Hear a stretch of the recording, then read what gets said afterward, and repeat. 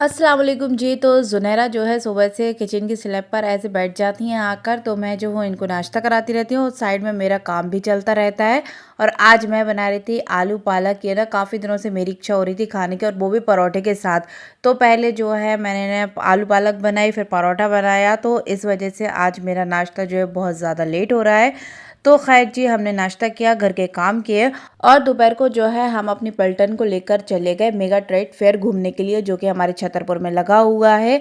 तो हमने वहाँ पर घूमा, और मैडम को देखी क्या फुल एंजॉय कर रही हैं, अपनी मस्ती में है। तो हम लोग यहाँ पर घूम रहे थे, ये अपना एंजॉय कर रही थी। और फिर रात को जो है हमने डोमिनोज से ऑर्डर किया पिज़्ज़ा एंड पनीर टाकोस, जो कि बहुत यम्मी था।